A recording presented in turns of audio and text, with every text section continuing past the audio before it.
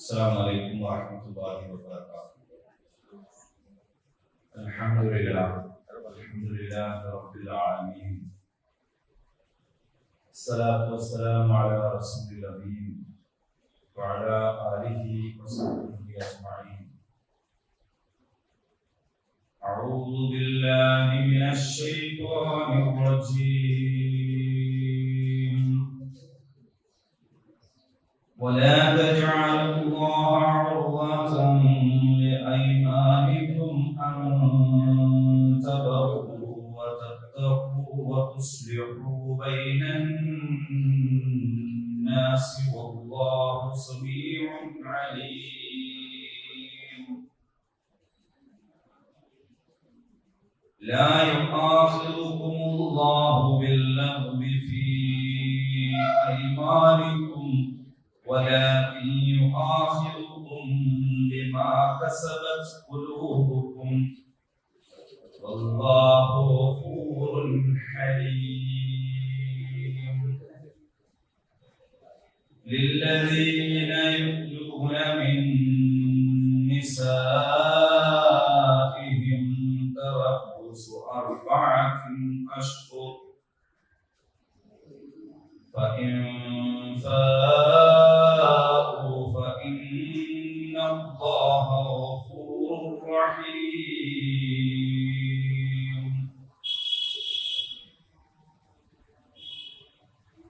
وإن عزموا الطلاق فإن الله سميع عليم. صدق الله العظيم. സൂറത്തുൽ ബഖറ 223 വരെ ഉള്ള ആയത്തുകൾ എടുത്തു കഴിഞ്ഞു.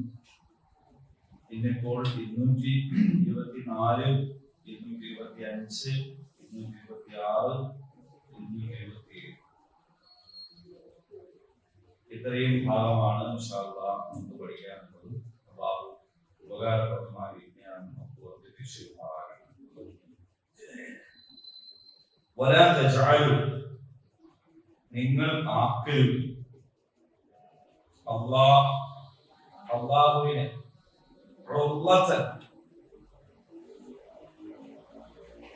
വിലങ്ങ്, തടസ്സം, അതേപോലെ കരുവാക്കുന്നത്. നമ്മള് ഒരു സംഗതിനെ കരുവാക്കുക അല്ലേ? അതാണ് ആ പറഞ്ഞത്.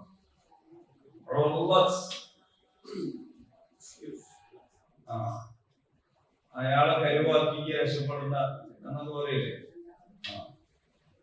ഐമാനിക്കും നിങ്ങളുടെ ശബദത്തിന്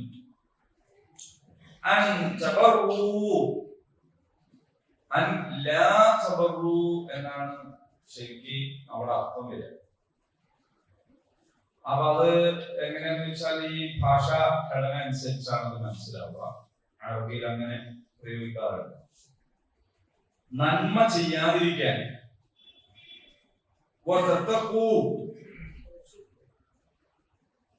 ഭക്തി പുലർത്താതിരിക്കാൻ, രഞ്ജിപ്പുണ്ടാക്കാതിരിക്കാൻ, ബൈനന്നാസ് ജനങ്ങൾക്കിടയിൽ. അല്ലാഹു സമീഉൻ അലീം. അല്ലാഹു എല്ലാം അറിയുന്നവനാണ്, എല്ലാം കേൾക്കുന്നവനാണ്. നന്മ ചെയ്യുക, ഭക്തി പുലർത്തുക, ജനങ്ങൾക്കിടയിൽ യോജിപ്പുണ്ടാക്കുക എന്നിവർക്ക് തടസ്സമുണ്ടാക്കാനായി ശപഥം ചെയ്യാൻ നിങ്ങൾ അല്ലാഹുവിന്റെ പേര് ഉപയോഗിക്കുക. അല്ലാഹു എല്ലാം കേൾക്കുന്നവനാണ്, സകലതും അറിയുന്നവനുമാണ്. ലാ യുആഖിദുക്കും നിങ്ങളെ പിടികൂടുകയില്ല. അല്ലാഹു പിടികൂടുകയില്ല. ബില്ലഗ്വ്, ലഗ്വ് എന്ന് പറഞ്ഞാൽ അനാവശ്യം എന്നാണ് ലഗ്വ് അല്ലേ? എന്ന് പറഞ്ഞില്ലേ? മുസ്ലിങ്ങളുടെ സ്വഭാവം എന്താണ്? അനാവശ്യങ്ങളിലൂടെ കാര്യമില്ലാത്ത സംഗതിയുടെ അടുത്തൂടെ പോകുമ്പോ അവർ ഒഴിഞ്ഞു കളയും. അതായത് വെറുതെ നിൽക്കൂല. അപ്പോൾ കാര്യമില്ലാത്തവർക്ക് ഈ അഭിമാനിക്കും നിങ്ങളുടെ ശബ്ദങ്ങളിൽ നമുക്കത് പറയാം, വിശദീകരിക്കാം. വലാകിൻ എന്നാൽ യുആഖിദുകും അവൻ നിങ്ങളെ പിടികൂടും ബിമാ കസബത് ഖുലൂബുകും നിങ്ങളുടെ മനസ്സുകൾ പ്രവർത്തിച്ചതിനാൽ. വല്ലാഹു ഗഫൂറുൻ ഹലീം അല്ലാഹു ഏറെ പൊറുക്കുന്നവനാണ്, സഹനശീലനാണ്. ലല്ലദീന യുഖ്ലൂന ശപഥം ചെയ്ത് പിരിയുന്നവർക്കുണ്ട്, മിൻ നിസാഇഹിം തങ്ങളുടെ സ്ത്രീകളിൽ നിന്ന് ശപഥം ചെയ്ത് പിരിയുന്നവർക്കുണ്ട്, തറബ്ബുസു അർബഅത്ത് 4 കാത്തിരിപ്പ്, അശ്ഹുരിൻ മാസങ്ങളുടെ 4 മാസത്തെ കാലാവധി ഉണ്ട്. ഫഇൻ ഫാഊ ഇനി അവർ മടങ്ങുകയാണെങ്കിൽ ഫഇന്നല്ലാഹ ഗഫൂറുർ റഹീം അല്ലാഹു ഏറെ പൊറുക്കുന്നവനും കരുണാനിധിയുമാണ്.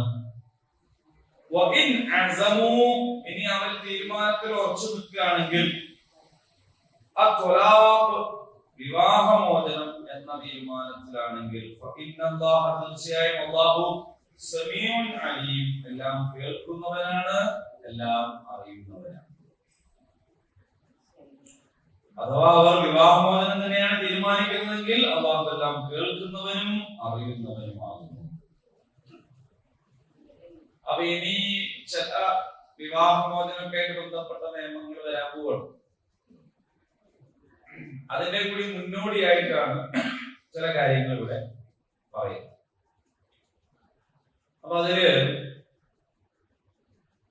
ശപഥം, അതായത് ശപഥം എന്ന് പറയുമ്പോൾ തന്നെ മലയാളത്തിൽ പറയാ പ്രതിജ്ഞ, പ്രതിജ്ഞ, സത്യം ചെയ്യും. അതായത് നമ്മള് സാധാരണ സംസാരത്തില് ശപഥം എന്ന് പറയാറില്ല അല്ലെ, സത്യം ചെയ്യാന്ന് പറയും.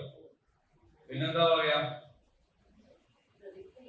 പ്രതിജ്ഞയാന്ന് ചിലപ്പോ പറയും. മനുഷ്യന്മാരുടെ വാക്ക് എന്ന് പറയുന്നത് വളരെ പ്രധാനമാണ്. മറ്റ് ജീവജാലങ്ങൾ ആശയവിനിമയം നടത്തുന്നത് ഏതാനും ചില സിഗ്നലുകളിലൂടെയാണ് അല്ലെ, എന്തെങ്കിലും ചെറിയ ചില അപ്പൊ മറ്റ് സഹജീവികളെ ഇവിടെ ശത്രു ഉണ്ട് എന്ന് അറിയിക്കുന്നത്, സഹായത്തിന് വിളിക്കുന്നത്, ഇണകളെ ആകർഷിക്കുന്നത്, ശത്രുക്കളെ ഭയപ്പെടുത്തുന്നത് എല്ലാം നടക്കുന്നുണ്ട്. ഈ ജീവജാലങ്ങൾക്കിടയിൽ ഇതിന് ആവശ്യമായ കമ്മ്യൂണിക്കേഷൻ സ്കിൽ അവർക്കുണ്ട്. വ്യത്യസ്തമായ രീതിയിലാണ്. മിന്നാമിനിന് അതിന്റെ വെളിച്ചം അല്ലെ, അതിങ്ങനെ എന്താ സംഭവിക്കുന്നത്, ഏതോ ഒരു സ്വിച്ച് ഓഫ് ആക്കാൻ മറന്നുപോയതല്ല, അതിന്റെ ഒരു കമ്മ്യൂണിക്കേഷൻ ആണ്. അതുപോലെ ഒരുപാട് സംഗതി, തേനീച്ച അതിന്റെ ഒരു പ്രത്യേക സ്മെല്ല് പുറപ്പെടുവിക്കും. തേനീച്ച മറ്റു തേനീച്ചകളെ അലർട്ട് ആക്കുന്നത് അങ്ങനെയാണ്, ഒരു സ്മെല്ല് ഉണ്ടാവും. അതുകൊണ്ട് ഒന്നിനെ നമ്മൾ കൈകൊണ്ടോ മറ്റോ ഞെരിച്ച് കൊന്നു കഴിഞ്ഞാൽ പിന്നെ കൂട്ടിനെടുത്ത് നിൽക്കാതിരിക്കലാണ് നല്ലത്. ഒന്നിച്ചു വരും. അപ്പൊ ഒന്നിച്ചു വരുന്നത് നമ്മൾ അറിയുന്നില്ല, അതിന്റെ അനൗൺസ്മെന്റ് ഒന്നും നമ്മൾ കേൾക്കുന്നില്ല. പക്ഷെ അതെന്ത് ചെയ്യുന്നുണ്ട്, ഒരു പ്രത്യേക ഗ്രന്ഥം പുറപ്പെടുവിച്ചാൽ ബാക്കിയുള്ളവരൊക്കെ. വൈക്കം മുഹമ്മദ് ബഷീർ പറഞ്ഞിട്ടുണ്ടല്ലോ, ഈ കാക്കമാരിന് എന്തുകൊണ്ടാണ് മുസ്ലിങ്ങൾക്ക് പറയുന്നത് ചോദിച്ചത്. ഈ കാക്കമാരെന്ന് പറയാനുള്ള കാരണം എന്താണ്? അപ്പൊ ചോദിച്ചു, പറക്കുന്ന കാക്കാനെ കണ്ടിട്ടില്ലേ ചോദിച്ചാണ്. അപ്പൊ ഒന്നിന് എന്താ പറ്റിയ എന്താ നടക്കുക, എല്ലാവരോടും ഇതേമാരാണ് ഈ കാക്കാമാര് എന്ന് പറഞ്ഞു. അത് ഫലിതാണ്. പക്ഷെ എന്തായാലും വ്യത്യസ്ത ജീവജാലങ്ങൾക്ക് വ്യത്യസ്ത കമ്മ്യൂണിക്കേഷൻ. പക്ഷെ മനുഷ്യനെ സംബന്ധിച്ചിടത്തോളം അല്ലമഹുൽ ബയാൻ, മനുഷ്യന് സൂചനകൾ പുറപ്പെടുവിക്കാൻ മാത്രമല്ല ഇന്ന് നിന്ന് പറയാൻ കഴിയും, വിശദമായിട്ട് പറയാൻ കഴിയും, വിശദീകരിക്കാൻ കഴിയും. അപ്പൊ ഈ വിശദമായി പറയുക, വിശദീകരിക്കുക എന്നൊക്കെ പറയുന്ന മനുഷ്യന്റെ ഒരു പ്രത്യേകതയാണ്. അള്ളാഹുവിന്റെ കാരുണ്യത്തോട് ചേർത്ത് പറഞ്ഞ ഒരു കാര്യമാണ്. റഹ്മാൻ ഖലഖൽ ഇൻസാൻ അല്ലമഹുൽ ബയാൻ. അപ്പൊ മനുഷ്യന്റെ വാക്കുകൾ വലിയ പ്രാധാന്യമുള്ള, അപ്പോ വാക്കുകളുടെ ഒരു വിലയാണല്ലോ നിക്കാഹിന്റെ ചടങ്ങിൽ നമ്മൾ കാണുന്നത്. എന്താ പാടെ നടക്കുന്നത്? ഒരു വാക്ക് പറയാണ് അല്ലെ, എന്റെ മോളെ ഞാൻ നിനക്ക് നിക്കാഹ് ചെയ്തിരുന്നു എന്ന് വലിയ പറയാണ്. അല്ലാണ്ട് വേറെ എന്തൊന്നും എടുത്തു കൊടുക്കണോ, എന്തെങ്കിലും മുറിച്ചു കളയുന്നോ, ഒന്നുമില്ല. ഈ വാക്കാണ്, അതുകൊണ്ട് പറയണം. ഞാൻ സ്വീകരിച്ചു മറ്റാൾ പറയാം. അതോട് കൂടിയിട്ട് മൊത്തം മാറി എന്തെല്ലോ സംഭവിക്കാം അല്ലെ. ഈ പറഞ്ഞ ആളും അയാളുടെ ഭാര്യയും പിന്നെ ഈ കേട്ട് സ്വീകരിച്ച ആളുടെ മാതാപിതാക്കളാവുകയാണ്. ഇത്ര കാലം മരണം വരെ പിന്നെ ആ ബന്ധം മുറിക്കാൻ കഴിയില്ല. ഇതിപ്പോ വേറൊരു പെണ്ണിനെ കല്യാണം കഴിക്കാൻ വേണ്ടി അത് പറഞ്ഞത് മൂലമൊരു തലാക്കായാലും ഇതുപോലെ അങ്ങനത്തെ ഒരു വാക്കാണ്. ഇനി തലാക്ക് എന്ന് പറയുന്നതും ഒരു വാക്കാണ്. എന്ന് പറഞ്ഞാൽ രണ്ട് വാക്കുകൾക്കിടയിലാണ് നമ്മുടെ ദാമ്പത്യ ജീവിതം എന്ന് പറയുന്നത്. നിക്കാഹിന്റെയും തലാഖിന്റെയും വാക്ക്. അപ്പൊ ആലോചിച്ച് നോക്കൂ, മനുഷ്യന്റെ വാക്കിന്റെ ഒരു വില എന്താണ്? അപ്പൊ സാധാരണയിൽ പറയുന്ന വാക്കുകൾക്ക് തന്നെ അത്രയും വിലയുണ്ട്. അതുകൊണ്ടാണ് പൂരു ഖൗലൻ സദീദ, നിങ്ങൾ നല്ല വാക്കുകൾ പറയണം. ഒന്നുകിൽ നല്ലത് പറയാ, അല്ലെങ്കിൽ മിണ്ടാതിരിക്കുക. മൗനം വിദ്വാനുഭൂഷണം അല്ലെ. നല്ല വിവരമുള്ള ആൾക്കാർക്ക് മൗനമാണ് നല്ലത്. അതിമൗനം ഭ്രാന്തിന്റെ ലക്ഷണം എന്നാലും അതിനോട് ചേർത്ത് പറഞ്ഞു. ഒന്നും പറയാൻ കഴിയാതെ ഹൃദയം ഉണ്ടാകുന്നാൽ അതും തയ്യാറാണ്. ഞാൻ കഴിഞ്ഞ ക്ലാസ്സിൽ പറഞ്ഞിരുന്നു, നമ്മുടെ ജീവിതം ഒരു നടുവിലൂടെയാണ്, ഒരു സന്തുലിതമാണ്. അപ്പുറമല്ല ഇപ്പുറമല്ല, രണ്ട് അഗ്രങ്ങളിലും പോയിട്ട് തീവ്രതയിലേക്ക് നമ്മൾ പോകാൻ പാടില്ല, നടുവിലൂടെ പോകാം. അപ്പൊ ഇവിടെ പറയുന്നത് സാധാരണയിൽ കവിഞ്ഞ വാക്കാണ്. അതേതാണ് വാക്ക്? അതിനെയാണ് നമ്മൾ ശബദം എന്ന് പറയുന്നത്. ഇത് ഭൗതിക കോടതികളിലും ഉണ്ട് അല്ലെ. നമ്മുടെ ചെന്നിട്ട് ഇങ്ങനെ കൈ തൊട്ടിട്ടില്ലേ, കോടതി മുമ്പാകെ ഞാൻ സത്യം മാത്രമേ ബോധിപ്പിക്കൂ. അപ്പൊ ചിലപ്പോ വിശ്വാസികളാണെങ്കിൽ വേദഗ്രന്ഥം വെച്ചിട്ടൊക്കെ സത്യം ചെയ്യുന്നവരുണ്ട്, അതേപോലെ ഭരണഘടന തൊട്ട് സത്യം ചെയ്യുന്നവരുണ്ട്. നമ്മുടെ ഈ ജനപ്രതിനിധികളുടെ സത്യപ്രതിജ്ഞകളൊക്കെ പിന്നെ ചില ആൾക്കാർ ചെയ്യുക ദൈവനാമത്തിലാണ്. ഈ ദൈവവിശ്വാസം ഇല്ലാന്ന് പ്രഖ്യാപിക്കേണ്ട ചില ആൾക്കാരുണ്ട്. അവർക്ക് ഉണ്ടായിരുന്നെങ്കിലും അങ്ങനെ നല്ലവരെങ്കിലും അങ്ങനെ പറയണമെങ്കിൽ ഒരു ചെയ്യും ദൃഢപ്രതിജ്ഞ എന്ന്. ഈ ദൃഢം എന്ന് പറയുന്നതിനേക്കാളും താല്പര്യത്തിനുണ്ട് ദൈവധർമ്മത്തിൽ എന്ന് പറയുന്നതിനുണ്ട്. കാരണം ദൈവത്തിൽ വിശ്വാസത്തിൽ അവിടെ ബോധിപ്പിക്കേണ്ടതുണ്ട് എന്നറിയാൻ കാര്യങ്ങളൊക്കെ ഉണ്ട്. അപ്പൊ പ്രതിജ്ഞ ചെയ്യുക എന്ന് പറയുന്നതിന്, അല്ലെങ്കിൽ സത്യം ചെയ്യുക എന്ന് പറയുന്നതിന് നിയമപരമായി പോലും എന്തുണ്ട്, ഒരു വിലയും നിലയും ഒക്കെ ഉണ്ട്. അപ്പൊ അറബികള് ജാഹിലിയ്യ കാലത്ത് അവരുടെ ഒരു ശീലം എന്ന് പറയുന്നത് വെറുതെ സത്യം, ഒരാവശ്യമില്ലാണ്ട് സത്യം. ഇപ്പൊ തന്നെ ഗൾഫിൽ പോയ ആൾക്കാർക്ക് അറിയാം, ഓരോ വർത്താനത്തിൽ തന്നെ എന്തുണ്ടാവും, എന്തൊരു വർത്താനം ഇങ്ങനെ പറഞ്ഞുകൊണ്ട് പോലെ ഇങ്ങനെ അപ്പൊ ഒരു 10 വർത്താനം പറയുമ്പോ 10-20 പ്രാവശ്യം പോലും തോന്നിണ്ടാവും. അങ്ങനെ പറയും. അത് പക്ഷെ ഈ ടൈപ്പ് അല്ല കേട്ടോ, അത് വ്യത്യാസമുണ്ട്, അതിനെ കുറിച്ച് പറയുന്നുണ്ട്, അത് വേറെ. പക്ഷെ കാര്യഗൗരവത്തിൽ തന്നെ സത്യം ചെയ്യാൻ പാടുള്ളതിനും പാടില്ലാത്തതിനും ഒക്കെ സത്യം ചെയ്യാം. ചെയ്യുന്ന സ്വഭാവം നമ്മളെ ഇടയിൽ അങ്ങനത്തെ ഒരു ഉണ്ട്. അതായത് ചെയ്യാൻ പാടില്ലാത്ത സത്യം ചെയ്യാം. ചില ആൾക്കാർ പറയും എനിക്ക് അങ്ങനെ പെങ്ങളില്ല, എനിക്ക് ഇനി അങ്ങനത്തെ ഒരു പെങ്ങളില്ല, എന്തോ ഒന്ന് തെറ്റിയതായിരിക്കും, എന്തോ കല്യാണം വിളിച്ച് വരാത്തേക്കും, അല്ലെങ്കിൽ മെസ്സേജ് അയച്ചിട്ട് മറുപടി കിട്ടാത്തേക്കും. അപ്പൊ എനിക്ക് അങ്ങനെ മക്കളില്ല, എനിക്ക് അങ്ങനത്തെ ഒരു മോനില്ല, എന്നാൽ ഞാനും അവനുമായിട്ട് ഇനി ഒരു ബന്ധവുമില്ല എന്നൊക്കെയാണ് ഈ പറയുന്നത്. അതേപോലെ നല്ല കാര്യങ്ങൾ ചെയ്യൂലാന്ന് സത്യം ചെയ്യാം. ഏതൊരാളും സഹായം ചെയ്തിട്ട് പറ്റിച്ചിട്ടുണ്ടാവും. ഇനി ഞാൻ എന്ത് ചെയ്ത ഒറ്റൊരുത്തരും ഒരു നായ പൈസ ഈ പൊള്ളി ഞാൻ അത് അപ്പോ ഏതോ ഇഷ്ടം പറ്റിച്ചതാ, പറ്റിക്കലിൽ പെട്ടതാ, നമ്മളെ നാട്ടിലെ ജീവിതത്തിൽ പെട്ടതാണ്. ആൾക്കാർ പറ്റിക്കുകയും ചെയ്യും എന്ന് വിചാരിച്ച് തീരുമാനം എടുത്ത് ഇനി ഞാൻ സൽക്കർമ്മം ചെയ്യൂല, ഇനി ഉണ്ടല്ലോ മോനെ ഞാൻ ഒരാളെ സഹായിക്കുന്ന പരിപാടിയില്ല, നിർത്തി. നല്ല കാര്യമാണോ? ഇനി ഞാൻ സുന്നത്ത് നിസ്കരിക്കൂല, ഇനി ഞാൻ നോമ്പ് കൊടുക്കൂല, സുന്നത്ത് നോമ്പിന്റെ പരിപാടി ഞാൻ പോസ് ചെയ്തു. ഇങ്ങനെ നല്ല കാര്യങ്ങളെ കുറിച്ച് ഇത് ചെയ്യാൻ പാടില്ലാത്തതാണ്.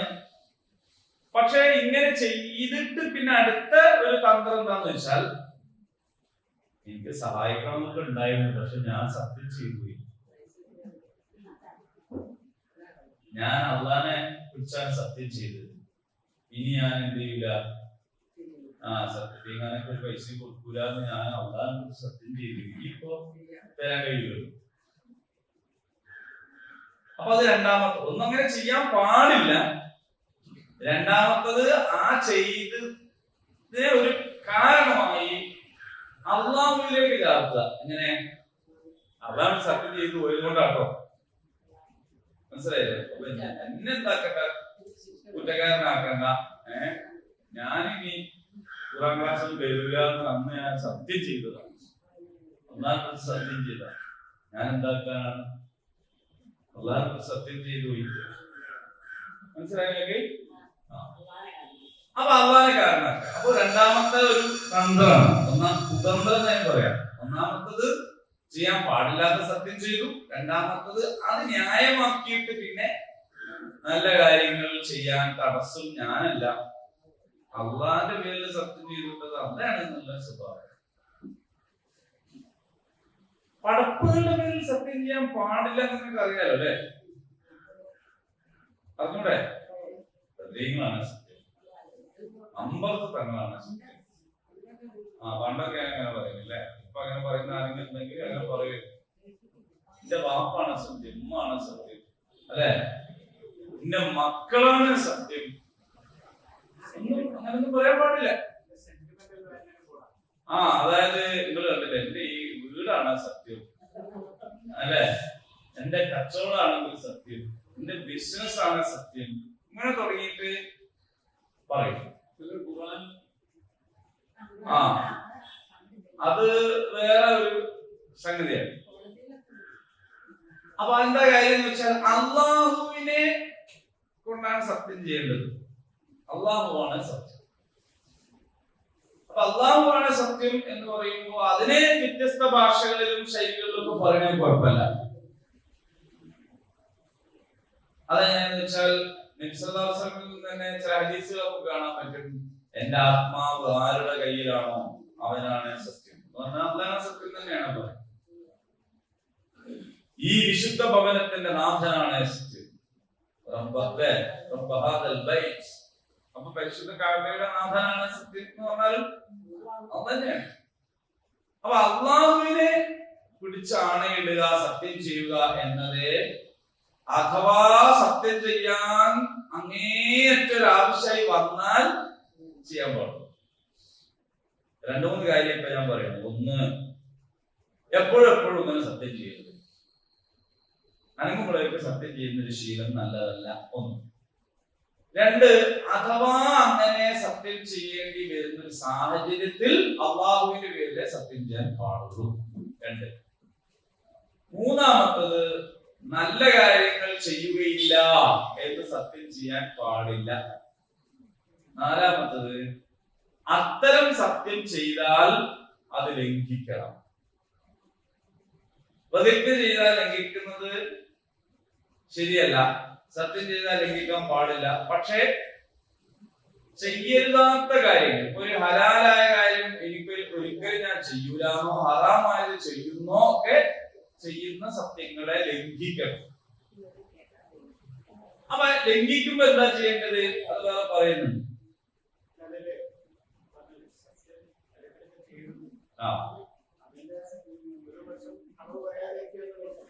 അതായത് വിശ്വാസികളെ സംബന്ധിച്ചിടത്തോളം അവരുടെ സംസാരം മുഴുവനും സത്യമായിരിക്കണം. ഒരു കൈപ്പുറ്റതാണെങ്കിലും സത്യം പറയണം. സത്യം പറയാൻ പാടുള്ളൂ. കളവ് പറയുക എന്നത് മുനാഫിക്കിന്റെ ലക്ഷണമാണെന്നാണ് പഠിപ്പിച്ചത്. അത് ഈമാനുമായിട്ടാണ് അതിന്റെ ബന്ധം. കളവ് പറയുക എന്നത് മുനാഫിക്കിന്റെ ലക്ഷണമാണെന്ന് പറഞ്ഞാൽ അതൊരു കുറ്റം കിട്ടുന്ന കാര്യമാണെന്ന് മാത്രമല്ല, അത് ഈമാനിനെ ഇല്ലാതാക്കുന്ന കാര്യമാണ് കളവ് പറയാറുള്ളത്. കളവ് പറയരുത്, തമാശക്ക് പോലും പറയരുത്. അതൊക്കെ ന്യായീകരിക്കുകയാണ്. അങ്ങനെ ഒരു കളവൊന്നുമില്ല. ആകപ്പാട് ആ വിഷയത്തിൽ അനുവദനീയം എന്ന് പറയാവുന്നത് ബന്ധം നന്നാക്കുന്നിടത്ത് ഉള്ള ചെറിയൊരു സംഗതിയാണ്. അത് പക്ഷെ അത് തന്നെ കരുതി ഉപയോഗിക്കണം. ഒരു പായസത്തിലൊക്കെ ഉപ്പിടൂല, അത് പായസത്തിൽ ഉപ്പിടില്ലോ വിചാരിച്ചിട്ട് പഞ്ചാരട്ട് അത്ര തന്നെ പായസത്തിൽ ഉപ്പിട്ടാല് ഒരു സമത്വം എന്ന നിലയ്ക്ക് കിടക്കട്ടെ എന്ന് വിചാരിച്ചാൽ പിന്നെ ഇനി പായസം എന്ന് പറയില്ല, വേറെ തോന്നാണ് പറയാം. ബന്ധം നന്നാക്കുന്നിടത്ത് ആണ് ഈ ഹലാലായ കളവ് എന്ന് പറയുന്നത്. ഹലാലായ കളവ് അത് തന്നെ സൂക്ഷിച്ചു പറഞ്ഞില്ലെങ്കിൽ ഇതേ ബന്ധം അപ്പൊ അറിഞ്ഞോണ്ട് തന്നെ തെറ്റും. ഒരു ഭാര്യനെയും ഭർത്താവിനെയും നന്നാക്കാൻ വേണ്ടി ഒരാള് പോയിട്ട് അങ്ങനെ കളവ് പറഞ്ഞു വിചാരിക്കും. എന്തോ ഇതിനൊരു നന്നായി പോയി. പിന്നെ ഒരടുത്ത പ്രാവശ്യം ബീച്ചിൽ പോകുമ്പോ കഥ പറഞ്ഞു കൊടുത്തിട്ടാണ് പറയാം അല്ലേ? അപ്പൊ ഞാനോ അറിയില്ലല്ലോ എന്ന് പറയുന്നതോട് കൂടിയിട്ട് ഇങ്ങനെ ഈ മധ്യസ്ഥം വെച്ചോലും എന്താവും. അപ്പൊ അതുകൊണ്ടാണ് അത് കരുതി സൂക്ഷിച്ച്. പക്ഷെ അതിൽ ഇത്രേ ഉള്ളൂ. ചെറിയ ചില സമയത്ത് ചില ഈഗോ എന്ന് പറഞ്ഞാൽ മനുഷ്യനുണ്ട്. അത് ഉണ്ടാവേണ്ടതും അളവിൽ അത് വേണമെന്നാണ്. ഈഗോ എന്ന് പറയുന്നത് മൊത്തം നെഗറ്റീവല്ല. ഗുഡ് ഈഗോ ഉണ്ട്, ബാഡ് ഈഗോ ഉണ്ട്. ഈ ബാഡ് ഈഗോ എന്ന് പറയുന്ന സാധനത്തെ ചിലപ്പോ ചെറിയ ചില വർത്താനം കൊണ്ട് കുടിക്കാൻ പറ്റും. മനസ്സിലായോ? ഇപ്പൊ ഒരാള് അയാളുടെ ഭാര്യയായിട്ട് തെറ്റിപ്പണങ്ങി ഒരു വല്ലാത്തൊരു ഈഗോയിൽ ഇങ്ങനെ നിൽക്കുകയാണ്.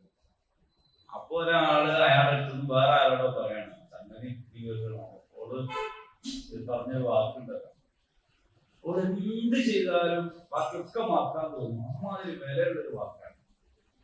കാരണം വിലയിൽ തെറ്റൊക്കെ നിൽക്കുകയാണെങ്കിലും ഇന്ന സമയത്ത് ഓട് ഇതിനെ പറ്റിയിട്ട് എന്തൊരു മതിപ്പോടെയാണ് സംസാരിച്ചത്. എനിക്ക് അത്ഭുതമായി പോയി. എന്താ സംസാരിച്ച്? അപ്പൊ അതൊരളവിൽ പറഞ്ഞാൽ ചിലപ്പോ ഇവന്റെ മറ്റേതെന്താവും. അത്തരം കാര്യങ്ങളെ കുറിച്ച് മാത്രമാണ്. അല്ലാണ്ട് ഹലാലായ കളവ് എന്ന് പറഞ്ഞിട്ട് കുറ്റങ്ങളെല്ലാം പറയാനുള്ളതല്ല. പിന്നെ മക്കളോട് കളവ് പറയരുത്. പ്രത്യേകം പറയാണ്, അത് കൊണ്ടുവരാ, ഇത് കൊണ്ടുവരാ. ചോറ് തിന്നാൻ വേണ്ടിട്ട് അമ്പിമാമനെ വിളിച്ചരാ. അമ്പിമാമനെ വിളിച്ചു നോക്കാൻ കഴിയുമോ? കഴിയൂല. ചോറ് തിന്നില്ല, വേണ്ട, അതിന് പശുക്കുന്നത് തിന്നോളൂ. അമ്പിളിമാമനെ വിളിച്ചെന്നില്ലെങ്കിലും കുട്ടികൾ ചോറ് തിന്നാൻ കിട്ടുന്നില്ല. മൊബൈല് കൊടുക്കുകയാണെങ്കിൽ പിന്നെ കൊടുക്കാന്ന് പറഞ്ഞാൽ കൊടുക്കാം. അപ്പൊ അതുകൊണ്ട് തെരുവിലെ മോനെ തന്നെ പറഞ്ഞ് ശീലിച്ചാൽ തോന്നുന്നു. അപ്പൊ കളവ് ഭാര്യമാരോട് പറയുന്നവരുണ്ട്. എന്തെങ്കിലും ഒരു ആവശ്യം പൂർത്തിയാക്കാൻ വേണ്ടി അത് തരാം. പിന്നെ കുറെ കഴിഞ്ഞിട്ട് എന്ത് തരാന്ന് ഞാനെന്തോ ഞങ്ങൾക്കുണ്ട് കാറ്റ് എന്ന് ചോദിക്കുന്ന രീതി ശരിയല്ല. അപ്പൊ എല്ലായിടത്തും ശ്രദ്ധിക്കുക, മുഅ്മിനീങ്ങളുടെ സാധാരണ വർത്തമാനം തന്നെ വിലയുള്ളതായിരിക്കണം. അതേ സമയത്ത് അതിന്റെ ഒരു നെക്സ്റ്റ് സ്റ്റെപ്പാണ് ചില സന്ദർഭത്തിൽ അത്യാവശ്യം വന്നേക്കും ചില സത്യങ്ങൾ. ചില സത്യങ്ങൾ എന്ന് പറഞ്ഞാൽ പ്രതിജ്ഞകൾ, ശപഥം ചെയ്യലുകൾ ആവശ്യമായി വരികയാണെങ്കിൽ അത്യാവശ്യ സന്ദർഭത്തിലേ അത് ചെയ്യാവൂ. അത് ചെയ്യുമ്പോൾ പാലിക്കേണ്ട കാര്യങ്ങളെ കുറിച്ചാണ് ഈ പറഞ്ഞത്. ഇനി നന്നായിട്ട് പഠിക്കാം. നന്നായിട്ട് പഠിക്കുക. എന്താ പഠിക്കേണ്ടതെന്ന് അറിയോ? അഥവാ ശബ്ദം ലംഘിക്കേണ്ടി വന്നാൽ, ചെയ്യാൻ പാടില്ലാത്ത ശബ്ദമാണ് ചെയ്തെങ്കിൽ അത് ലംഘിക്കൽ നിർബന്ധമാണ്, തർക്കല്ല. ചെയ്യാൻ പാടില്ലാത്ത ശബ്ദം ചെയ്തു, ഞാൻ നേരത്തെ പറഞ്ഞ പോലെ ഇനി ഞാൻ അഗതികൾക്കൊന്നും കൊടുക്കൂലാമോ, ഇനി ഞാൻ സഹായം ചെയ്യൂലാമോ, ഇനി ഞാൻ പള്ളിയിൽ പോകൂലാമോ, ഇനി അങ്ങനെയൊക്കെയുള്ള ചെയ്യാൻ പാടില്ലാത്ത ശബ്ദങ്ങൾ. ഇതിന്റെ പശ്ചാത്തലം പറയുന്നത് അബൂബക്കർ സിദ്ദീഖ് റളിയല്ലാഹു അൻഹു മിസ്തഹബിൽ ഖുസാസത്തു ഇനി ഒന്നും കൊടുക്കുകയില്ല എന്ന് ശബ്ദം ചെയ്ത ഒരു പശ്ചാത്തലം. അപ്പൊ എന്തുകൊണ്ടാണ് അദ്ദേഹം അങ്ങനെ പറയേണ്ടി വന്നത്? അദ്ദേഹം അങ്ങനെ പറയുന്ന ആളല്ലല്ലോ. അപ്പൊ നിങ്ങൾ ആലോചിച്ച് നോക്കൂ, വെറുതെ ശബ്ദം ചെയ്തത് മാത്രമല്ല, ഒരു കാരണം ഉണ്ടായാലും അത് പറയാൻ പാടില്ല. മിസ്തർ ബിൻ ഉസാസ എന്ന് പറയുന്ന വ്യക്തി ആയിഷ റളിയല്ലാഹു അൻഹയ്ക്കെതിരെ വ്യഭിചാരോപണം ഉയർന്നപ്പോൾ അതിന്റെ പ്രചാരകനായി മാറി. അതുണ്ടാക്കിയിട്ടുള്ള പ്രയാസങ്ങൾ, പ്രതിസന്ധികൾ ഇസ്ലാമിക സമൂഹത്തിൽ വമ്പിച്ചതായിരുന്നു. ഒരു മാസക്കാലം അത് അവിടെ മദീനയെ ഇങ്ങനെ ഞെരിവിളി കൊള്ളുന്ന ഒരു സാഹചര്യത്തിലേക്ക് പോയി. നബി സല്ലല്ലാഹു അലൈഹി വസല്ലം അതിന്റെ അവസാന സന്ദർഭത്തിൽ ആയിഷ റളിയല്ലാഹു അൻഹയുടെ അടുത്തേക്ക് വന്നപ്പോ അബൂബക്കർ സിദ്ദീഖ് റളിയല്ലാഹു അൻഹു ഉമ്മു റുമാൻ എന്ന് പറഞ്ഞാല് ആയിഷയുടെ ഉമ്മ, ഇവര് രണ്ടാളും അപ്പോ ആയിഷയുടെ അടുത്തേക്ക് പോയി. കാരണം എന്തെങ്കിലും വഹി ഇറങ്ങിയോ, എന്തെങ്കിലും ഇപ്പൊ അറിയോ എന്ന് നോക്കാനാണ്. അങ്ങനെ നബി സല്ലല്ലാഹു അലൈഹി വസല്ലം അവിടെ പോയിരുന്നു. എന്താ പറയാന്ന് വിചാരിച്ചു നിൽക്കുകയാണ്. അപ്പൊ നബി സല്ലല്ലാഹു അലൈഹി വസല്ലം ആയിഷയോട് പറയുന്നു, ആയിഷ, എന്നെ കുറിച്ച് ചില സംഗതികളൊക്കെ എന്റെ ചെവിയിൽ എത്തിയിട്ടുണ്ട്. നീ നിരപരാധിയാണെങ്കിൽ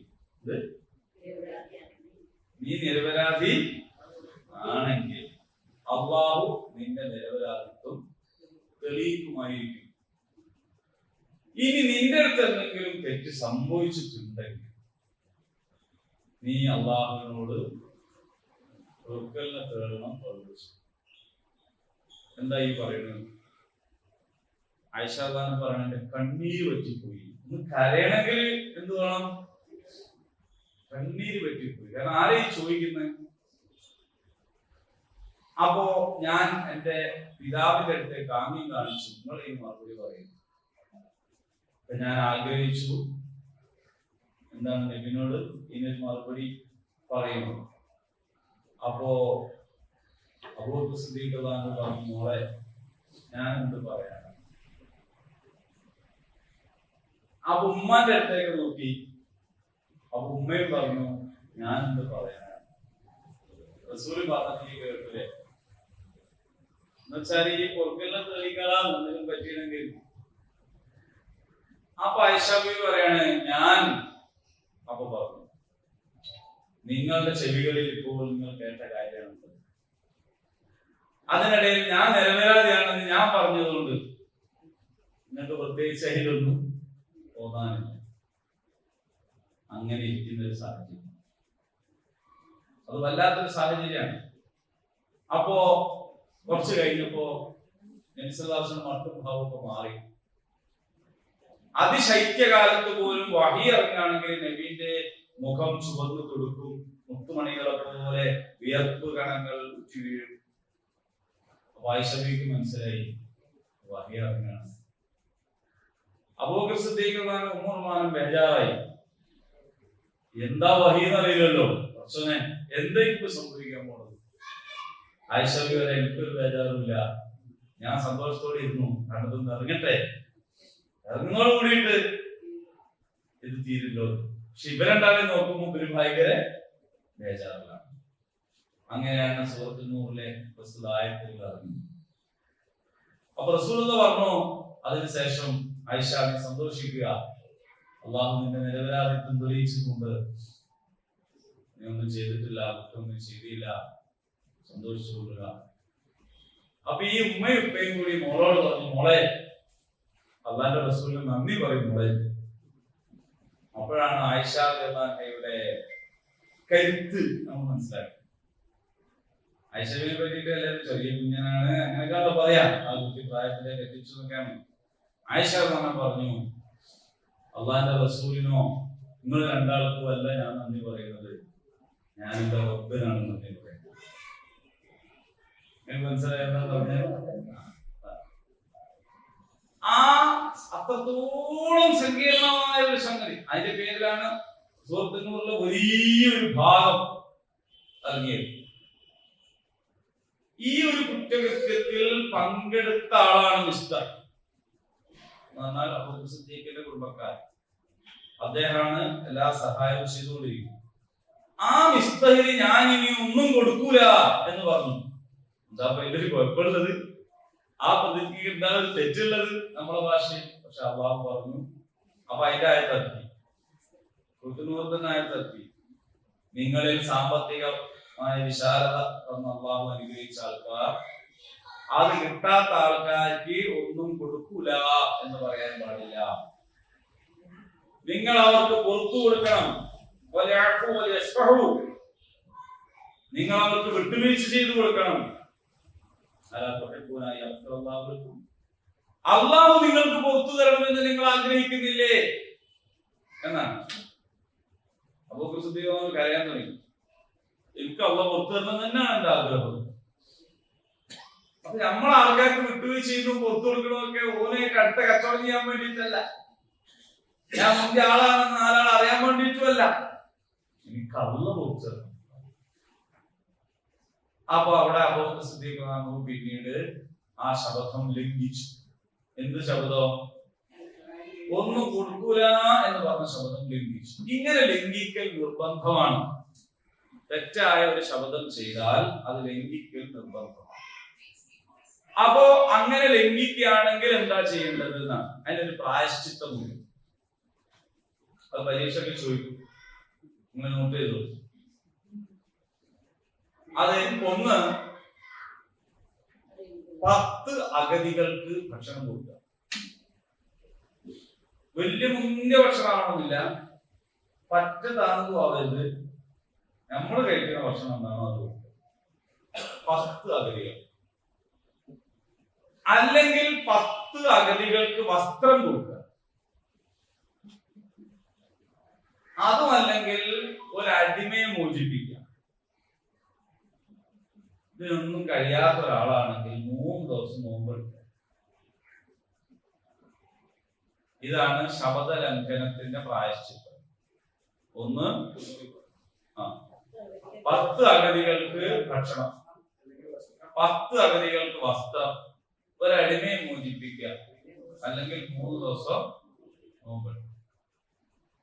അപ്പൊ നിങ്ങള് അള്ളാനെ ചിലപ്പോ എന്തോ ഒരു പ്രതിസന്ധി ഘട്ടത്തിൽ ഒരു ചെയ്തു പോയ ഒരു സംഗതി സത്യമായിട്ടും ഇങ്ങനെ പറഞ്ഞു പോയിട്ടുണ്ടെങ്കിൽ അത് ഇങ്ങനെ പ്രായശ്ചിത്തത്തിലൂടെ പരിഹരിക്കാം.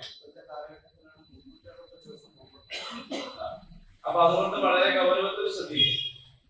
ولا تجعلوا الله عرضة لأيمانكم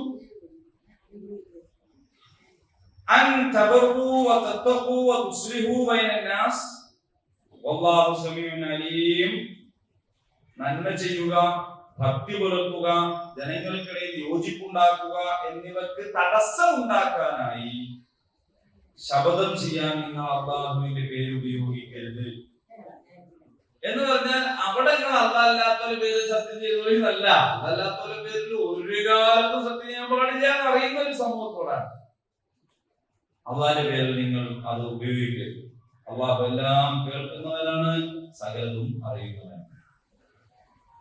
ഇനി ഇതിന്റെ കൂട്ടത്തില് അള്ളാഹിന്റെ ഒരു കാരുണ്യങ്ങൾ നോക്കണേ. ഇത് പറഞ്ഞു കഴിഞ്ഞ ഉടനെ അത് പറയാണ്, ലാ യുആഖിദുകുമുല്ലാഹു ബില്ലഗ്വി ഫീ അയ്മാനികും. എന്നാൽ പാഴ് ശബ്ദങ്ങളുടെ പേരിൽ അല്ലാഹു നിങ്ങളെ പിടികൂടൂല. അതായത് അങ്ങനെ ഒരു സത്യം ചെയ്യാൻ ഉദ്ദേശിച്ചുകൊണ്ടോ അല്ലെങ്കിൽ ഗൗരവത്തിലോ ഒന്നും അല്ലാതെ എന്തോ ഒരു വർത്താനം പറയുന്നതിന്റെ ഇടയ്ക്ക്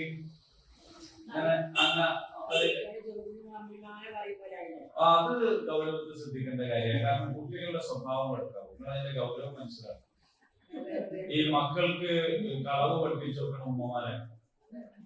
അള്ളാന്റെ തൗഫീഖോടെ എന്റെ 6 മക്കൾ ഒരാൾക്ക് 1 മണി വയ്ക്കും. ഞാൻ അമ്പിമാവിനെ കുറിച്ചൊക്കെ എന്റെ ഭാര്യ കൊടുത്തു. വേണമെങ്കിൽ തിന്നും, വേണമെങ്കിൽ ഒരാളെടുത്തു. ഒരു പ്രശ്നമില്ല. ഒറ്റ കുട്ടിക്കും തിന്നാൻ വേണ്ടി മൊബൈൽ കൊടുത്തിട്ടില്ല. അതുകൊണ്ട് കുട്ടി ഓർന്നാണ്ട് നിന്നിട്ടില്ല. നമ്മൾ തീരുമാനം എടുക്കണമെന്ന് മാത്രം. തീരുമാനം എടുക്കണമെന്ന് അറിയാത്തവർക്ക് എന്താ ചെയ്തുകൂടാത്തത്? അത് ഇതിൽ ബാധകമല്ല. അറിവുള്ളവരുടെ കാര്യമാണ് ഇപ്പൊ നമ്മൾ ക്ലാസ്സിൽ പറയുന്നത്. അറിവുണ്ടാവേണ്ട കാര്യം അറിവുള്ളവരോടും അറിവുണ്ടാക്കാൻ താല്പര്യമുള്ളവരോടാണ് പറയുന്നത്. അതുകൊണ്ട് നല്ല ആത്മവിശ്വാസത്തിലാണ് ഞാൻ നിങ്ങളോട് പറയുന്നത്. ഇനി മുതൽ മക്കള് അത് വരുന്നു, ഇത് വരുന്നു, ഒന്നും വരുന്നില്ലല്ലോ, ഒരുപാട് കാര്യങ്ങൾ അതിലുണ്ട്. അപ്പൊ കുട്ടികളുടെ മനസ്സിലേക്ക് ഇരുട്ടിനെ ഭയക്കാൻ അത് കാരണമാകുന്നു. പിന്നെ ഇങ്ങനെയൊക്കെ നമുക്ക് കളവ് പറയാന്ന് കുട്ടി പഠിക്കുന്നു. പിന്നെ അങ്ങനെ ഒരുപാട് സംഗതികളുണ്ട്. അവിടെ അയാൾ വേറെ സമയത്ത് പറയാം, ഒന്നും പറയാം. ഇനി അതേ സമയത്ത് ഒരു പാഴ് ശബ്ദം ഏതെങ്കിലും ഒരു സമയത്ത് പറഞ്ഞ മാതിരി എന്തെങ്കിലും ഒരു വല്ലായി പറഞ്ഞു പോയി, അത്തരം ഗൗരവത്തിലല്ലാതെ ഒരു നാക്കുപിഴ എന്നതുപോലെ ഒരു വർത്തമാനത്തിലേക്ക് അറബികളെ സംബന്ധിച്ചാകുമ്പോൾ പ്രത്യേകിച്ച് പറഞ്ഞ പോലെ പറഞ്ഞു വരും. ആ സമയത്ത് അങ്ങനെ പറഞ്ഞതിനല്ലോ അള്ളാഹു നിങ്ങളെ വന്ന് പിടികൂടുകയില്ല. ഇതാണ് മുന്നിൽ വെച്ചാൽ കുറച്ചധികം വർത്താനം പറയും. നിങ്ങൾ കേട്ടോ, ഇവിടെ അത് കേട്ടില്ല. അതായത് അപ്പൊ എന്താ സംഭവിക്കാന്ന് വെച്ചാൽ നിങ്ങൾക്ക് പലതും മിസ്സാവും. ഈ ക്ലാസ്സിൽ ഏറ്റവും നേരത്തെ വരുന്ന ആൾക്കാരാണ്. ഞാനവരെ തോൽപ്പിക്കാൻ പല പ്രാവശ്യം മെനക്കെട്ട് കഴിഞ്ഞിട്ട് ഞാനൊരു 8:15 വരെ വന്നു നോക്കിയിട്ടുണ്ട്. അപ്പോ അതുകൊണ്ട് ഇനി അല്ലെങ്കിൽ നിങ്ങളെ മാറ്റി 6 ആൾക്കാരുടെ ഒരു ടീമാണ്. ഓരോ സ്ഥലത്തേക്ക് മാറ്റി ഒരു മീറ്റിംഗ് ഇല്ലല്ലേ, ഒരു മീറ്റിംഗ് പഞ്ചായത്ത് നടത്താൻ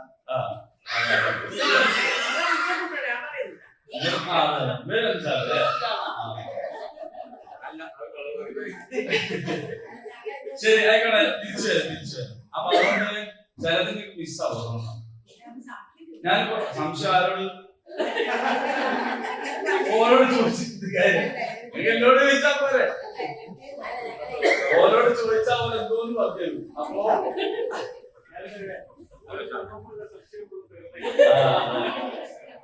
ഓക്കെ, എല്ലാരും കൊണ്ട് നോക്കാം. അപ്പോ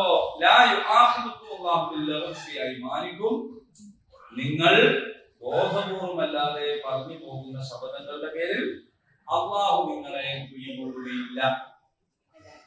വലാകിൻ എന്നാൽ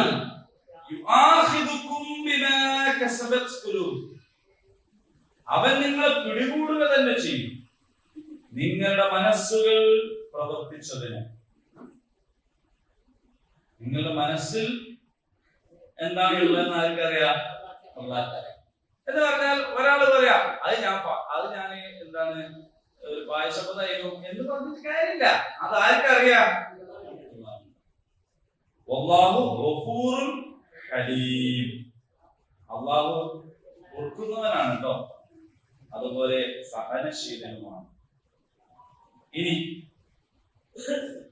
ലില്ലദീന യുഖ്ലൂന മിൻ നിസാഇഹിം, ഇവിടെ വേറെ ഒരു ആചാരത്തെ കുറിച്ച് പറയാൻ പോവാണ്. ആ ആചാരത്തിന്റെ പേര് ഈലാഹ് എന്നാണ്. എന്താണ് ഈലാഹ്? എന്താണ് ഈലാഹ്? എന്താ ഈ സംഭവം ഈലാഹ് എന്ന് ചോദിച്ചാൽ അതും ജാഹിലിയ്യ കാലത്ത് അറബികൾക്കിടയിൽ ഉണ്ടായിരുന്നതാണ്. ഇന്നും നമുക്കിടയിൽ ഇതിന്റെ വകഭേദങ്ങളുണ്ട്. ജാഹിലിയ്യ അറബികളെ സംബന്ധിച്ചിടത്തോളം ദാമ്പത്യ ജീവിതത്തിൽ പെണ്ണിന് പ്രത്യേകിച്ച് ഒരു റോളുമില്ല. ജാഹിലിയ്യ കാലത്ത് അങ്ങനെ പെണ്ണിന് ആത്മാവനില്ല എന്ന് പറഞ്ഞ ഒരു ചർച്ചയാണ് അന്ന് നടന്നത്. അപ്പൊ ദാമ്പത്യ ജീവിതത്തിൽ എല്ലാ കാര്യങ്ങളും ഇയാളാ തീരുമാനിക്കുക, മൂപ്പര് മാത്രം തീരുമാനിക്കും. അപ്പൊ അവരുടെ അടുത്തുണ്ടായിരുന്ന ഒരു ആചാരമാണ് ഞാൻ ഭാര്യയെ സമീപിക്കുകയില്ല, ഭാര്യയുമായിട്ട് ശാരീരിക ബന്ധം പുലർത്തുകയില്ല എന്നൊക്കെ ശബ്ദം ചെയ്യും. അത് അവരുടെ ഇടയിലുള്ള ഒരു സംഗതിയാണ്. ഞാൻ ഇനി അവളെ കാണുന്നില്ല, ഞാൻ അവളെ തൊടുന്നില്ല എന്നൊക്കെ പറയുന്ന രീതി അത് ജാലിയാകാർക്കൊന്നുമല്ല. ഇന്നാളും പറഞ്ഞല്ലോ എന്ന് ചിലപ്പം ഓർമ്മ ഉണ്ടെങ്കിൽ അത് തന്നെയാണ് സാധനം. അത് അങ്ങനെ തന്നെയാണ്. അപ്പൊ അതിനെ കുറിച്ച് ഇവിടെ പറയണെന്ന് വെച്ചാൽ അതൊന്നൊരു നല്ല സ്വഭാവമല്ല, അങ്ങനെ പറയാൻ പാടില്ല. എന്നാൽ ആരെങ്കിലും ഇനി അങ്ങനെ പറഞ്ഞാൽ അല്ലാഹു സുബ്ഹാനഹു വ തആല നീതിമാനായ റബ്ബ് ഈ കാര്യത്തിൽ ഒരു തീരുമാനം ഉണ്ടാക്കുന്നുണ്ട്. അതെന്താന്ന് ചോദിച്ചാൽ ഇവരെന്താ ചെയ്യാന്നറിയോ? പെണ്ണിനെ തലാഖ് ഇല്ല. തലാഖ് ഇല്ലാതെ ഇല്ല കഴിഞ്ഞ അവർക്ക് വേറെ കല്യാണം നടത്താതെ ജീവിക്കാം, അത് പറ്റൂല. തലാഖ് വരില്ല. അതേ സമയത്ത് ഓളെടുത്ത് പോയില്ല. എന്നിട്ട് ഇവളിങ്ങനെ എന്താ ചെയ്യാ, കയറില്ലാണ്ട് കെട്ടിയിട്ട് എന്നൊക്കെ നമ്മൾ പറയില്ലേ, അങ്ങനെ ഒരു തരം ദുരിത ജീവിതം ജീവിക്കുക. ഇതായിരുന്നു ഇതിന്റെ ഫലം. അപ്പൊ അല്ലാഹു ആ കാര്യത്തിൽ ഒരു തീരുമാനം പറയാണ്. അഥവാ നിങ്ങളിൽ ഒരാൾ ഞാൻ അവളെ തൊടൂലാന്നോ കാണൂലാന്നോ അടുത്ത് പോകൂലാന്നോ പറഞ്ഞു കഴിഞ്ഞാൽ, പറയരുത്. അഥവാ ഒരാൾ പറഞ്ഞാൽ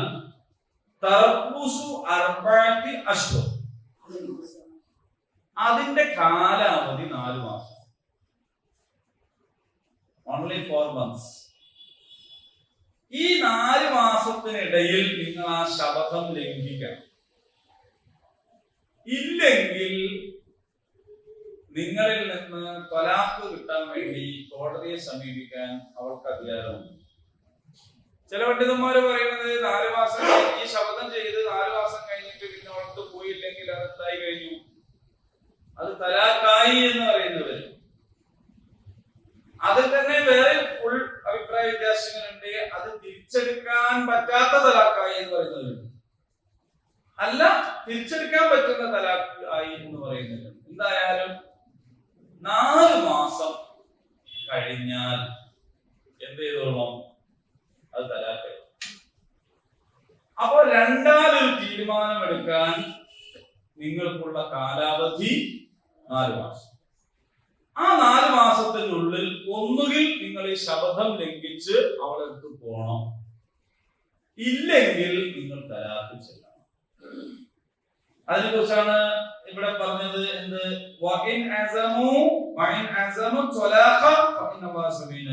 ഇനി അവർ തലാഖാണ് തീരുമാനിക്കുന്നതെങ്കിൽ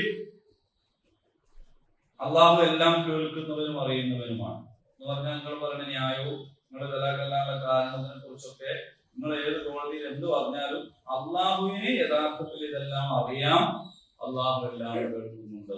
ആ ബോധത്തോടു കൂടി വേണം ഇത് ചെയ്യാൻ. അപ്പൊ ഈ ഒരു 4 മാസത്തിന്റെ കാര്യം ഖുർആനിൽ ഈ പറഞ്ഞതിന്റെ അടിസ്ഥാനത്തിൽ ഇസ്ലാമിക സമൂഹത്തിൽ പലതരം നിയമങ്ങളും ഉണ്ടായിട്ടുണ്ട്. അപ്പോ ഭാര്യ ഭർത്താക്കന്മാർ പരസ്പര സമ്മതത്തോടുകൂടി അല്ലെങ്കിൽ ശാരീരികമോ മാനസികമായ എന്തെങ്കിലും ന്യായമായ കാരണത്തോടുകൂടി പരസ്പരം ബന്ധപ്പെടുകയില്ല എന്ന് തീരുമാനിക്കുന്നതിന് പ്രശ്നമല്ല, അതിന് കാലയളവൊന്നും പ്രശ്നമല്ല. അതേ സമയത്ത് അങ്ങനെ അല്ലാതെ പരസ്പരം ബന്ധപ്പെടൂല എന്ന് തീരുമാനിക്കാൻ പാടില്ലെന്നാണ്. ഇത് വെച്ചിട്ട് പിന്നെ ഒന്നുകിൽ തലാഖ് ചെല്ലണം, അല്ലെങ്കിൽ ശപഥം പിന്നെ ക്യാൻസൽ ചെയ്യണം.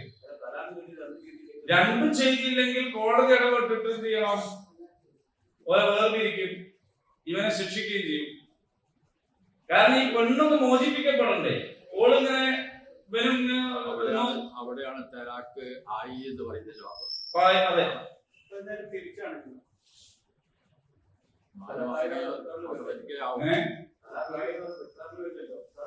അല്ല അത് ചെയ്യണം, അതിനാണല്ലോ നിയമം.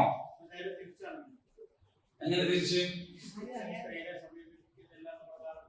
അതെ അതെ, തിരിച്ച് പ്രത്യേകിച്ച് പറയണില്ല, അങ്ങനെ തന്നെയാണ് സംഭവം.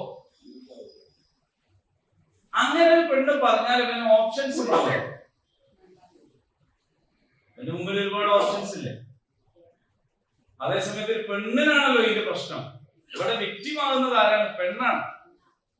പെണ്ണിനെ ഒരു ഇരയാക്കാൻ ഖുർആൻ ഒരിക്കലും ആഗ്രഹിക്കുന്നില്ല, അംഗീകരിക്കുന്നില്ല. അതാണ് ഇതിന്റെ പ്രശ്നം. ഖുർആൻ എന്ന് പറയുന്നത് സ്ത്രീ വിമോചനത്തിന്റെ ഒരു മഗ്നത്വത്തെയാണ്. ഇതിനെ കുറിച്ച് ആൾക്കാർ വേറെന്തല്ലോ പറയുന്നത്, പക്ഷെ യഥാർത്ഥത്തിൽ ഇതാ മറ്റേ വിഷയം തന്നെ പറയുന്നത്. അപ്പോ 4 മാസത്തിലധികം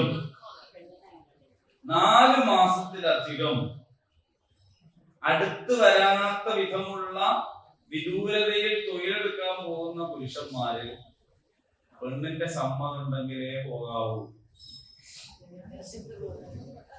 സമ്മതം ഉണ്ടെങ്കിലേ പോകാവൂ.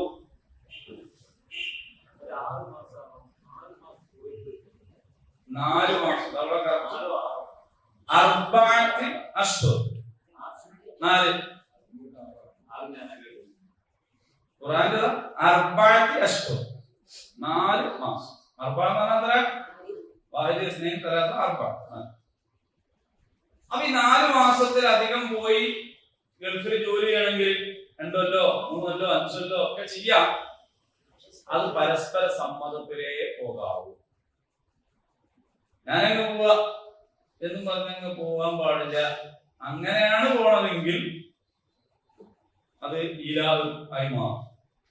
അപ്പൊ വളരെ ഗൗരവത്തിൽപ്പെട്ട സാധനം ശ്രദ്ധിക്കേണ്ടതാണ്. ഉമർ റളിയല്ലാഹുവിന്റെ കാലത്ത് പറയപ്പെടുന്നു, അന്നാണ് ഈ സൈനിക അല്ലെങ്കിൽ സൈന്യം രൂപീകരിച്ചത്. എന്ന് പറഞ്ഞാല് മൊത്തം എല്ലാവരും കൂടി യുദ്ധത്തിന് പോകുന്ന രീതിയായിരുന്നു ആദ്യം ഉണ്ടായിരുന്നത് അല്ലെ. എല്ലാ വിശ്വാസികളും പോകും. അപ്പോ രാജ്യത്തെ പൗരന്മാർക്ക് എല്ലാവരും ചെയ്യേണ്ടതാണ് യുദ്ധം. ഇങ്ങനെയായിരുന്നു യുദ്ധാഭിഷേകം. അത് പക്ഷേ ഒരു ട്രെയിനിങ് ഒക്കെ കൊടുത്ത് സൈന്യത്തെ പ്രത്യേകം രൂപീകരിച്ചത് ഉമർ റളിയല്ലാഹുവിന്റെ ഖിലാഫത്തിലാണ്.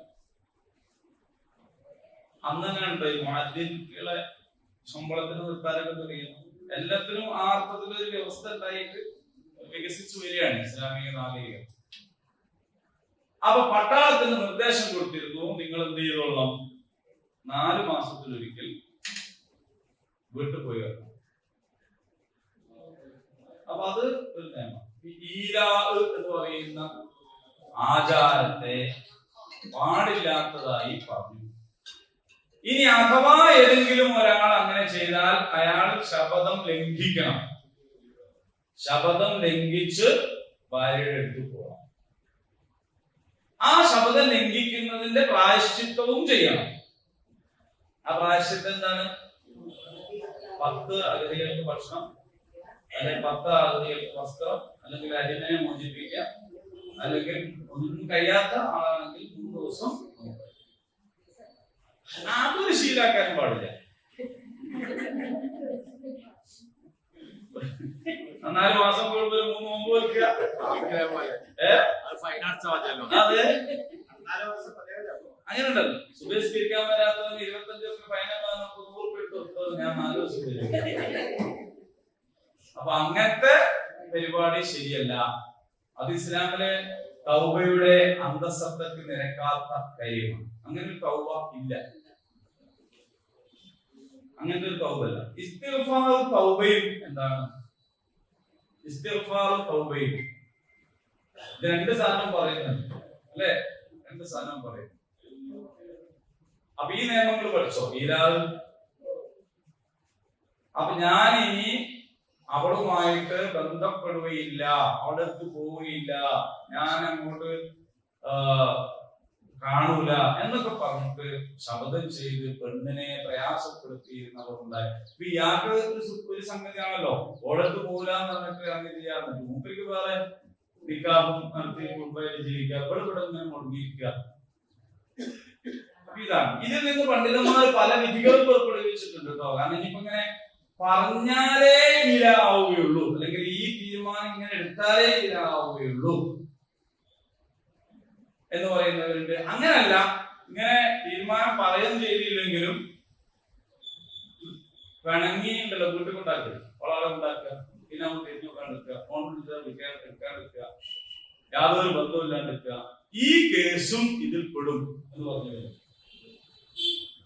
അപ്പൊ ഓളെ തെറ്റി ദേഷ്യം പിടിച്ച് കൊലയൊക്കെ ഉണ്ടാക്കിയില്ലേ, കൊലയൊക്കെ ഉണ്ടാക്കി മൊഴിയൊന്നും ചെല്ലിയില്ല, ഉപരി എത്തുമില്ല, അങ്ങോട്ട് ബന്ധപ്പെടാൻ ശ്രമിച്ചിട്ട് അതിനൊന്നും കൊടുക്കുന്നില്ല, തലാഖ് ചെല്ലുന്നില്ല. ഇങ്ങനെ ഉണ്ടല്ലോ കെട്ടിയിടുക.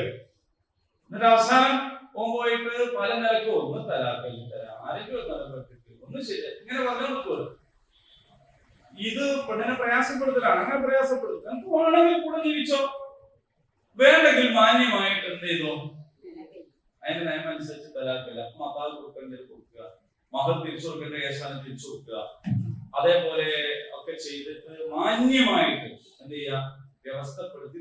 എന്തിനാ വെറുതെ മനസ്സുകൾ തമ്മിൽ അകന്നാൽ പിന്നെ നിയമം അവരെ കൂട്ടിക്കെട്ടിയിട്ട് കാര്യമില്ല. അപ്പൊ അതുകൊണ്ട് ആണ് തലാഖ് തന്നെ നിയമമായത്. ചില ആളുകൾ പറയും തലാഖ് ഭയങ്കര ക്രൂരതയാണ്. ചിലപ്പോ തലാഖായിരിക്കും ഏറ്റവും വലിയ റഹ്മത്ത്. കാരണം അങ്ങനെയും ആയിപ്പോയ രണ്ടാൾക്കാർ എങ്ങനെയും ഒന്നിച്ച് ജീവിക്കുന്നത് കഴിയില്ല. അപ്പൊ അങ്ങനെ കഴിയാത്തപ്പോഴാണ് തലാഖ്. നമ്മുടെ നാട്ടില് പിന്നെ നമ്മൾ പല കാര്യങ്ങളെയും തലതിരിച്ച് മനസ്സിലാക്കിയാണ്. എന്നിട്ട് നമുക്ക് ഹലാലായിട്ടുള്ള ബഹുഭാര്യത്തെ നമ്മൾ ആദ്യം തന്നെ ആറാമാക്കി.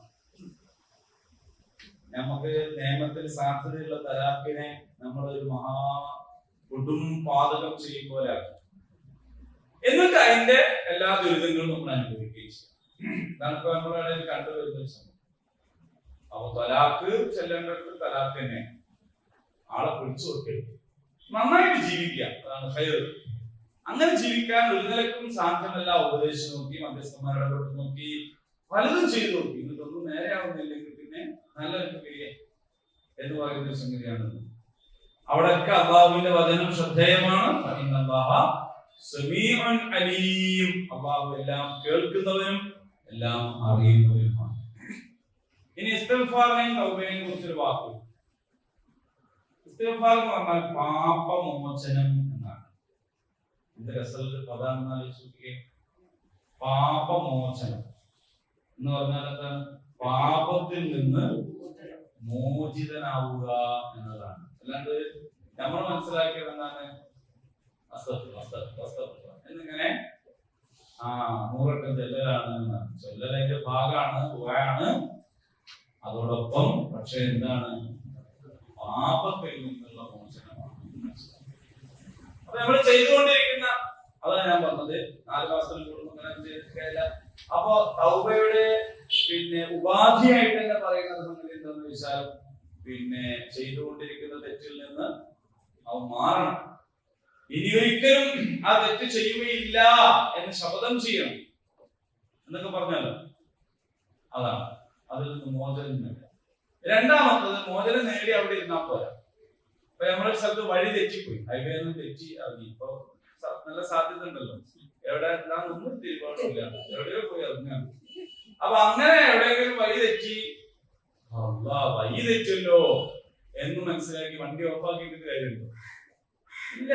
എന്ത് ചെയ്യണം? എവിടെയാണോ തെറ്റത് അവിടേക്ക് പോയിട്ട് പിന്നെ നേരെ പോണം. അപ്പൊ എവിടെ നിന്നാണോ തെറ്റത് അവിടേക്ക് തിരിച്ചു പോകാനാണ് തൗബ. സിറാത്തുൽ മുസ്തഖീമിൽ ഇങ്ങനെ പോയിക്കൊണ്ടിരിക്കുന്ന തയ്യാറ് വെച്ച് എന്നിട്ട് വേറെ അയക്കുന്നത്. ഈ വേറെ വഴിയിൽ ചിലപ്പോ നമ്മൾ കുറെ ദൂരം സഞ്ചരിച്ചു പോയിട്ടുണ്ടാവും, ചിലപ്പോ കുറച്ചേ സഞ്ചരിച്ചിട്ടുണ്ടാവുള്ളൂ, കുറച്ചാണെങ്കിലും കൂടുതലാണെങ്കിലും ഒക്കെ. അവിടുന്ന് അതിൽ നിന്ന് മോചിതനായി എന്ന് പറഞ്ഞാൽ വണ്ടി തിരിച്ചു, എന്നിട്ട് അവിടെ തന്നെ നിർത്തിട്ടാ പോരാ. എവിടെന്നാണോ വന്നത് അതിൽ തിരിച്ചു താപ മടങ്ങി. അപ്പൊ ആ മടക്കമാണ് പശ്ചാത്താപം അല്ലെങ്കിൽ തൗബ എന്ന് പറയുന്നത്. അപ്പൊ ഇത്തരം സ്വഭാവശീലങ്ങൾ ആർക്കെങ്കിലും ഉണ്ടായി പോയിട്ടുണ്ടെങ്കിൽ, അനാവശ്യ കാര്യങ്ങൾക്ക് ശപഥം ചെയ്യുന്ന ശീലം, എപ്പോഴെങ്കിലൊക്കെ ഈ പറഞ്ഞ പോലെ സൽക്കർമ്മങ്ങൾ ചെയ്യൂലാന്ന് സത്യം ചെയ്തു പോയിട്ടുണ്ടെങ്കിൽ, അത് അള്ളാഹു അല്ലാത്തവരുടെ പേരിൽ, മക്കളുടെ പേരിലായാലും ബദരീങ്ങളുടെ പേരിലായാലും മൊയ്തീശയുടെ പേരിലായാലും അള്ളാഹു അല്ലാത്തവരുടെ പേരിൽ സത്യം ചെയ്യുന്ന ശീലം ഒക്കെ ഉണ്ടായിരുന്നെങ്കിൽ ഉടനെ അത് തെറ്റാണെന്ന് മനസ്സിലാക്കുക, അതിൽ നിന്ന് തിരിച്ച് തൗബ ചെയ്ത്. ഇത്രയുമാണ്. ഇനി നമുക്ക് തലാഖുമായിട്ട് ബന്ധപ്പെട്ട ചില നിയമങ്ങളെ കുറിച്ചൊക്കെയാണ് പറയാനുള്ളത്. ഇൻഷാ അല്ലാഹ് അല്ലാഹു സുബ്ഹാനഹു വ തആല ഉപകാരപ്രദമായ വിജ്ഞാനം വർദ്ധിപ്പിച്ച് മാറട്ടെ. ഉപകാരമില്ലാത്ത അറിവിൽ നിന്നും ക്ഷമയില്ലാത്ത രോഗങ്ങളിൽ നിന്നും എത്തിക്കാൻ കഴിയാത്ത കടബാധ്യതകളിൽ നിന്നും കാത്തുരക്ഷിക്കുമാറാകട്ടെ. നമ്മുടെ ക്ലാസ്സിൽ വന്നുകൊണ്ടിരുന്ന ആളാണ് മരണപ്പെട്ടത്. മൊയ്തീൻ കോയ അല്ലെ? മൊയ്തീൻ കോയാണെന്നോ പേര്? നമ്മളിവിടെ കഴിഞ്ഞ ക്ലാസ്സിൽ നമ്മൾ അദ്ദേഹത്തിന്റെ രോഗശമനത്തിന് വേണ്ടി പ്രാർത്ഥിച്ചിട്ടുണ്ടായിരുന്നു. പക്ഷെ അന്ന് തന്നെയാണ് തോന്നുന്നത്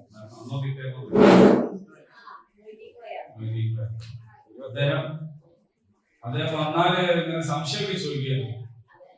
ക്ലാസ് കഴിഞ്ഞിട്ടാ ചോദിക്കുക. ക്ലാസ് ഒക്കെ കഴിഞ്ഞ് അവിടെ വണ്ടിന്റെ അടുത്ത് നിൽക്കുമ്പോ അവനോട് പല കാര്യങ്ങളും ചോദിച്ചു.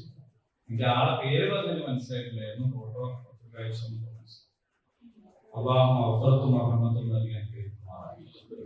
നമ്മളെല്ലാരും അങ്ങനെ പോകാൻ പോലെ പോയാലും ഇവിടെ ആരാണോ ക്ലാസ് എടുക്കുന്നത് അയാൾ പ്രാർത്ഥന അത് അള്ളാഹു സ്വീകരിക്കണമെങ്കിൽ നമുക്ക് പാസ് മാർക്ക് ഉണ്ടാവണം. എന്നാലും സ്വീകരിക്കും. നമ്മൾ മരിച്ചവർക്ക് വേണ്ടിയൊക്കെ ദുആ ചെയ്യുമ്പോൾ അതൊക്കെ അള്ള സ്വീകരിക്കും. പക്ഷെ നമുക്ക് പാസ് മാർക്ക് ഉണ്ടാവണം. അല്ലെങ്കിൽ പാസ് മാർക്ക് വേണം. ആ പാസ് മാർക്ക് ഉള്ളവർക്ക് ദർജ വർദ്ധിക്കാൻ വേണ്ടിയിട്ടാണ് ഈ ദുആക്ക് കാരണം. വേറെ എന്തെങ്കിലുമൊക്കെ ഉണ്ടെങ്കിൽ പൊരുത്തപ്പെടാൻ. അപ്പൊ നമ്മളെല്ലാവരും ഈമാനോടുകൂടി ജീവിക്കുക, ഈമാനോടുകൂടി നിൽക്കാൻ ശ്രമിക്കുക. ഒറ്റ മിനിറ്റ് മാഷക്ക് വേണം, കഴിഞ്ഞിട്ടേ പോകാവൂ. اللهم ربنا آتنا في الدنيا حسنة وفي الآخرة حسنة وقنا عذاب النار. آمين. الحمد لله.